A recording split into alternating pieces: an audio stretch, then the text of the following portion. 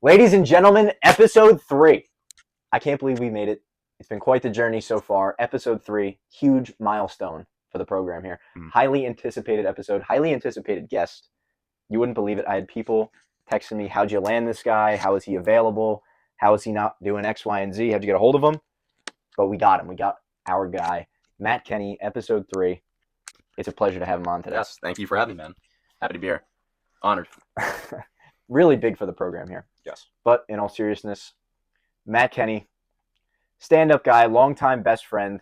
We've been through the mud together, been through a lot of hard times together, a lot of great times, a lot of great memories, and we certainly have a lot to unpack right here. So, no need to waste time. Let's do it. So, Matt, over the last spring, you graduated college. Yep. Big life shift. You went from being a full-time student to now starting your career. And I think a lot of people are in that same boat now that it's time to stop being a student and start being a professional. And there's a lot that's unsaid in that process. Mm-hmm. What has it been like for you so far? Maybe fill in the audience on what it is you're doing. So I'm working at a transportation company in Shrewsbury, only 15 minutes away. Mostly like tracking shipments, contacting drivers. That's mostly what I'm doing. We're like a transportation broker, so we're managing shipments. But yeah, I would say my first reaction is definitely it's humbling getting up to a 9 to 5 every single morning, Monday through Friday. So it's definitely been a little tough at the start, but once you get into a nice routine, ship starts sailing. So it's going pretty well. Yeah, I'd say you and I both were kind of in a unique position for today's job landscape that we came out of college. Mm-hmm. Right, me last year, yes. You this year. Yep. We come out of college and we had job opportunities right there. There's not a lot of people that are in that same position as you. Mm-hmm. What do you think about just the job landscape as a whole? How did you navigate it and get to where you are now?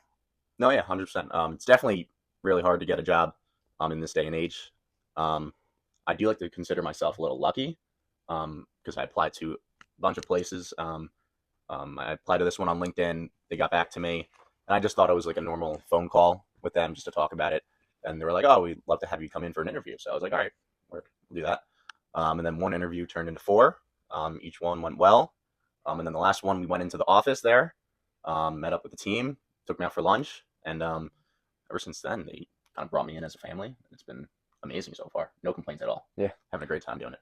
That's awesome. That's what we all hope for. I know for me, when I was going through college, especially when I found out that I'd be graduating a little bit early, I was hit with a little bit of anxiety of like, okay, I'm going to have to figure something out. Yes. And through the process of college, taking classes in your major, you think you have an idea of the field you want to be in, but then you're suddenly faced with a choice of, okay, what is it I'm actually going to do? Mm-hmm. What exact job title am I going to be? What's my day-to-day going to look like? And I remember having, a lot of nerves about what that's going to be. But then I found once I started working, it was much less about what the job was, and it was more so about how I did the job. Yes. Do you agree with that it's less about what you're doing and more about how you're doing it? I would agree with that. And also I did have anxiety as well, like going through the process. It's like, oh, like, what do you want to be? It's like, I don't know. I just want to graduate with a business degree. Yeah. And I'm always kind of like laid back. So it's like, I'll just figure it out. And then surprisingly, I did, I guess, figure it out. And I've always wanted to work with in transportation. I do like how like the process of that works. Mm-hmm. So landing in this company, it's been great so far. Yeah. It's pretty much. So like when you compare your prior work, even like part-time stuff like Red Rock bartending, do you see commonalities, maybe like even more so than you'd expect, with how just work ethic and that process conveys over? 100%. Because as a bartender, you're going to need the work ethic, and also you have to thrive in fast-paced environments. And also in the transportation industry, a truck could break down any minute, and then you got to call in another broker or another company to pick up that load. Because I want to talk about that work ethic, because that's something that we've discussed a lot between the two of us, whether it be professional, whether it be in fitness or in your athletic career. Where are the foundations of work ethic built? I would say it's definitely built within by my family. I would say definitely starting with my dad. And then also having 2 brothers just guiding me throughout whole life. And honestly, they want to push me, and me being competitive, I just want to be, I want to be better than them. And that's just the goal. And I know they want to be better than me as well, but just having them to like look on and just want to thrive past them, Yeah. I would say definitely pushes me. That's a great segue into what I want to talk about next, which is friendship. Mm-hmm. But before we get into that, I want to talk about that competition, Mm-hmm. because that's a healthy type of competition. Yeah. That's what drives men to succeed is competing. You think there's a fine line there between healthy competition and then like prideful, egotistical, I want to be better than you so I can be better than you? Yeah. I wouldn't say, I mean, it might come off as cocky, but I feel like having the mindset of wanting to be the best is the way you should live your life in all aspects too. Because if you're just going to do something and you're just going to half-ass it and not try and be great at it, then it's like, what's the point of doing it? Yeah. You might as well try and succeed as far as you could go. So I would say it could come off as a little cocky, but keeping that competition, just trying to be even greater, will make the people around you great as well. Right. So it's like, if the competition is there when you guys are both doing great, it's like, then it's amazing, I would say. Yeah. To say the least. That's definitely true. That is a perfect segue into talking about friendship and just having that community around you that that pushes you to be better, because that's really what friendship is about at its core. Yeah. So I specifically wanted to talk to you about male friendship and also male friendship in our 20s. When you're growing up, you kind of have like an ecosystem and a community built for you, whether that be through school, sports, whatever extracurriculars. You're grown up with a kind of a manufactured friend group. Yeah. When you go to college, when you graduate college, you're not surrounded by those people anymore based on circumstance. You're not going to school with them. You're not going to practice with them. Yeah. Everything at that point becomes a choice.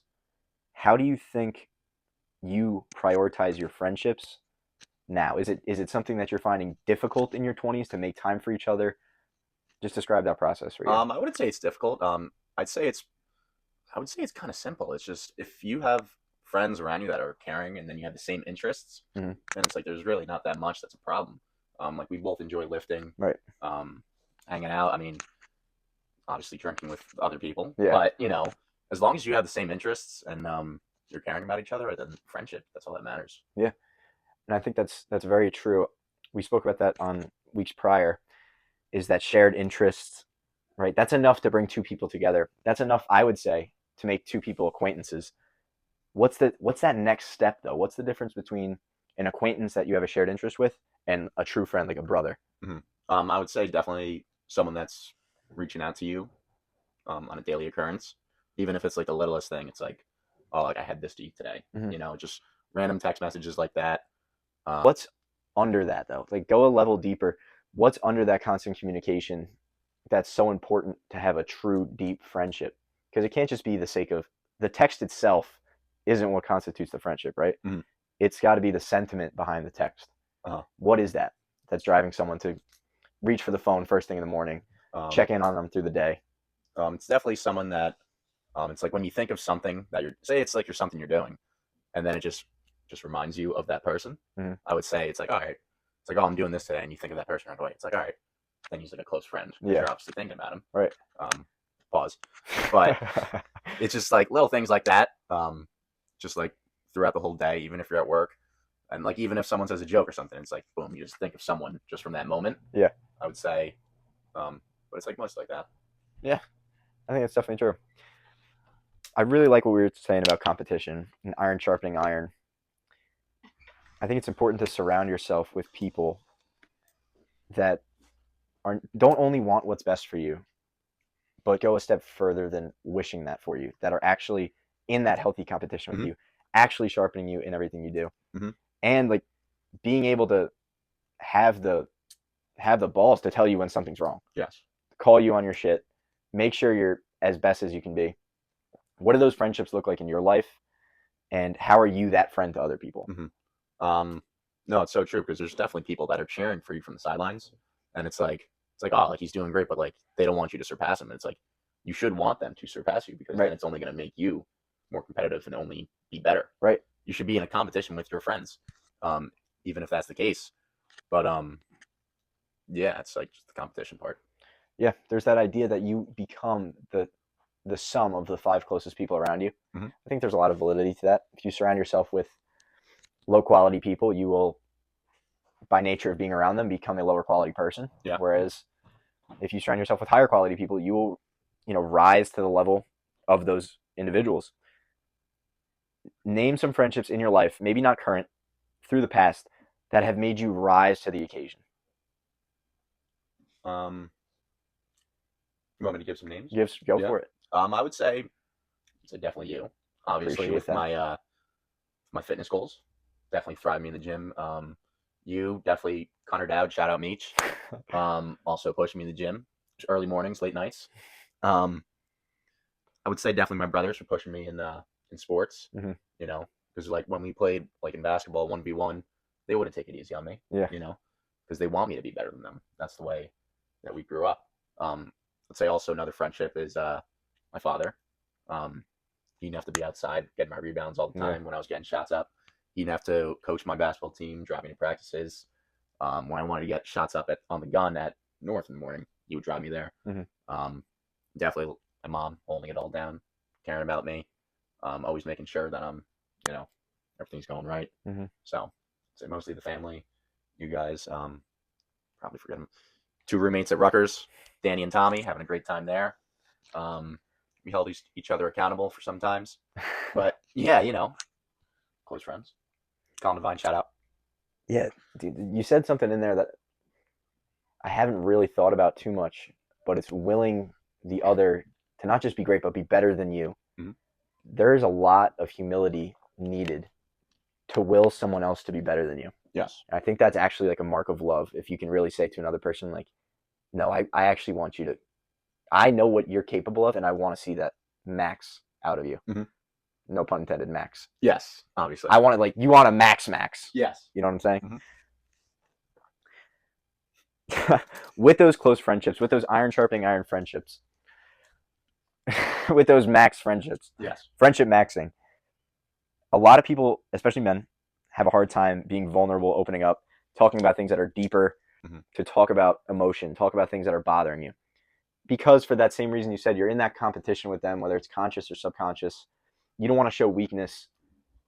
Why do you think that is? Do you think it's important to let yourself be vulnerable with your brothers at times? Or do you think you should kind of just be protective, keep the shield up, and deal with it yourself?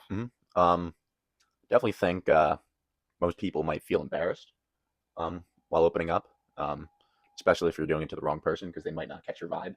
They might not catch your vibe. So it's like you got to make sure you have like the close friends around you that will understand when it's like, oh, it's like we're actually having a serious talk here. Yeah. And then you ask for advice. And I would say there's only a couple people in life that you could only have those conversations with. And that's why I think that's what's so important about it, with those friendships that you can talk about it for. Yeah. 100%. You're right. Keep a close circle, but within that circle, be as vulnerable as you can. Right? Yeah. Because if you're not going to express it there, where are you going to go with it? Yeah. And you really can't soldier on by yourself for too long. You can only trek through so much by yourself. It's important to have those brothers around you. The next thing I want to talk about was fitness. We've had a lot of different phases together. We had that great time in Carolina, going to the gym together. Fitness for you, you've kind of had a crazy journey. Yeah. Not just with the gym itself, but with your athletic career preceding that. Take us through just fitness and activity for you as a kid, up through college, into where it is now. I would say I was always like would never say athletic, but I would say an athlete. Skilled. So it's like I always played basketball, baseball growing up, flag football if you want to do that. But I've always played those sports, but I was never the most athletic. Right. So, and then when high school came to an end, so my sports career was over. So it's like, all right, got to resort to the gym now, right? And I wouldn't take it as serious as I do now. Because I remember when we went to South Carolina together, I was like, oh, let's do a cut. And I failed day one. Day one of the cut. I was like, oh, I'm not doing this. This is not for me. The Ben & Jerry's was calling. Yeah, and then, got a little out of control. Eating whatever I wanted. Didn't know what a calorie was at the time. And then finally, I realized sophomore year in college, I was like, wow, I'm pretty big right now. I'm a big guy, 240 pounds. It's big. It's a big guy. It's a big dude. So it's like at that point, you got to look at yourself in the mirror, and it's like, all right, you're going to get worse, or you're going to stay in the same place. So it's like, you got to get better right now. So, I want to stop you there, actually, because I don't want to blow past this point. Now we're cooking, yeah. Talk about that valley low. Talk about that rock bottom point, because I actually think that's so important, and I'd almost say it's necessary for everyone to experience it one time. Oh yes. And I count myself grateful because I think that for me was my starting point. Mm-hmm. My starting point was rock bottom. You may be a little different. Mm-hmm. You started somewhere, you lost it, you hit that point. What made the shift? Like what really did it, and how did you get yourself out of that? Yeah. I would say mostly like throughout my whole life, I was always somewhat fit. Yeah. You know, like I was never like fat, I would say.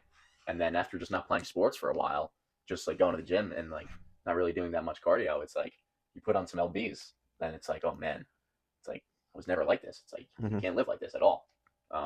So it's like you got to get in the gym, you got to eat right. I was doing a bunch of cardio, running every day, and then and you have to realize that it doesn't happen overnight, and it's really just you have to keep on showing up each and every single day. That's the hard part to do. Yeah. 100%. So if you keep on showing up, then the results will show. It's like it's not going to lie to you. You can't half-ass the effort.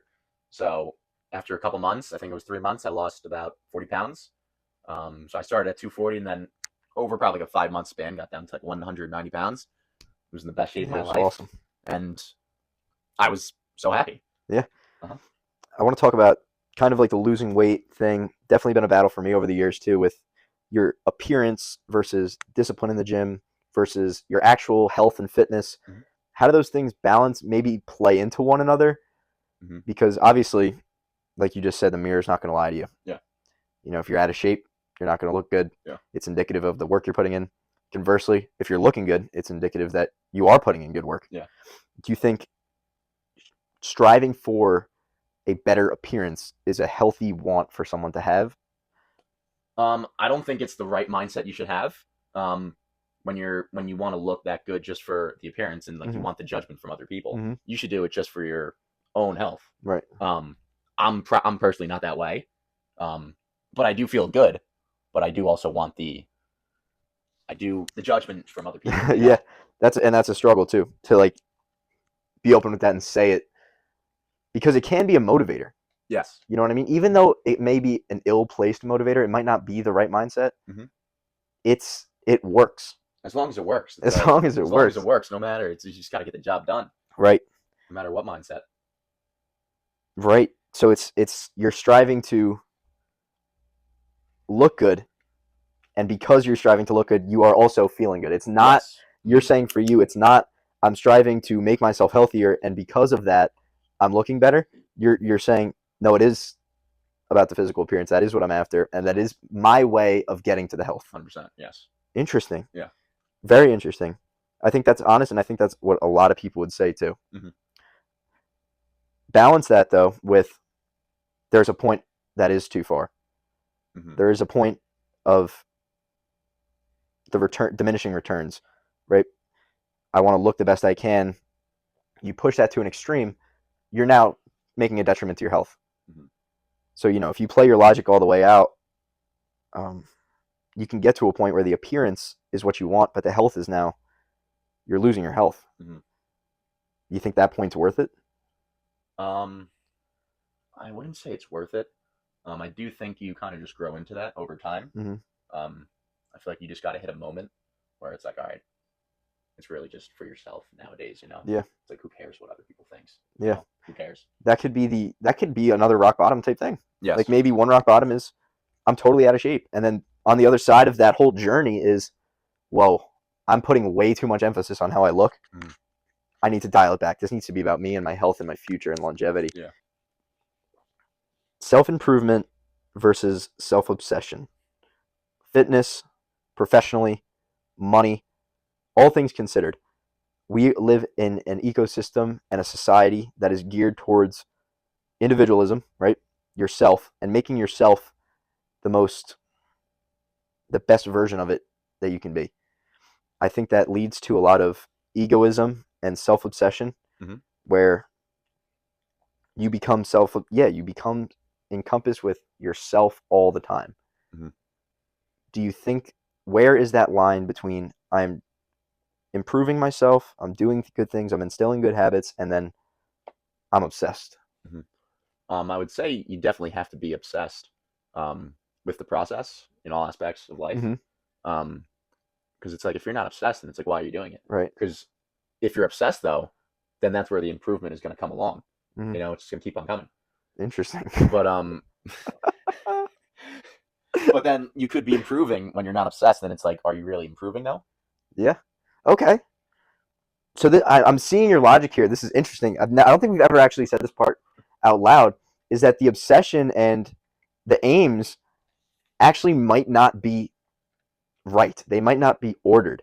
Mm-hmm. You're saying an obsession with yourself is good because it brings upon the improvement that is healthy. Mm-hmm. The obsession itself isn't the healthy part. No.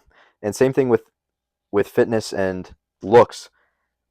Being overly involved with your appearance is bad. We'd agree, but it brings upon results that are good. Yes, 100%. So you're like shooting past the mark to achieve the mark. Yes. Like shoot for the moon, you'll land upon the stars kind of thing. I'll land up there. Okay, so that's like a hyper ambitious way of thinking. It's interesting to get inside the mind of Matt Kenny right now. Yeah. I want to talk about longevity with fitness. Right now, at 22, fitness looks a certain way. In the coming years, it might look different. What is fitness? How do you think that evolution is going to move for you? And maybe even talk about just your pivot from lifting to running. Yeah, I would say I feel like you have to, when you grow up, you feel like you got to try and start doing uncomfortable things, whatever it may be. So it's like at one point it might be lifting. Now I'm going through an era where it's like, all right, I just want to be able to run and just not get tired at all. So now I'm actually transitioning into being a runner and trying to stop the lifting for right now. We're doing a little hiatus. I know he doesn't like that, but just setting challenges for yourself in the future to make. If you set a challenge for yourself, then it's going to make sure you're locked in for it. Like, I want to try and do a high rocks next year. It's like you can't just show up and do it. Right. It's like you got to put in the work for it. Yeah. And that setting a goal in the future will make you lock in for it. Whether it's a bodybuilding show for you next year, it's like you're gonna have to put in the work. High rocks for me if it's a marathon. So I would say setting goals out in the future will change your gym regimen. So if running was easy for you, like Everyone would say, do it. right, everyone would do it. Mm-hmm. And hypothetically, you woke up tomorrow and running was the easiest thing on the planet for you. Yeah. I think, knowing you, you'd find something else. You'd find something that's difficult. Definitely. There's definitely something in the difficulty that is the value. Mm-hmm. What does it say about your character to be able to do things that you don't want to do? I would say it's and I'm definitely always hungry for the next thing. Love being challenged. It's like if you're not trying to do something, then you failed already. Right. So it's like you might as well try and do it. And then that is true what you said before. It's like if it was the easiest thing tomorrow, I would try and do something else that's even harder. Whatever the case may be. Right. Pursuing difficult things for the sake of it being difficult. I think that's definitely character building. It's definitely the right mindset to have. You should feel comfortable with being uncomfortable. Absolutely. Yes. Now it's sounding like a podcast over here. Yeah. This was the subject I was most excited to talk to you about. Gonna be a big pivot off of this like health talk, fitness talk. Enjoying the simple things. It's something I've admittedly been envious of you of for years. You have this ability to just enjoy the simple things in life, not let your brain go overactive. So many people are overthinkers. If anything, I'd say you have times where you're underthinking. Yeah. And you're just enjoying the simple things in life. Where do you feel most at peace? Most at peace? Yeah. I would probably say on the golf course with a couple of beers. Why worry about something that you can't control? Right. If there's something that you can control, then it's like, all right, why worry about it? You can fix it. But if you can't control it, then why worry about it? Yeah. It's like you can't do anything about it. Listen, the logic checks you just out. Gotta enjoy things you have around you. Yeah. It's like I might not be here tomorrow. Right. So it's like just enjoy the moment. Who cares? Yeah, and I think everyone knows that logically, but for some people, it's just this irrational overthinking and anxiety creeps in where it's you want to be in control of everything. You can't let go of the things you don't actually have control of.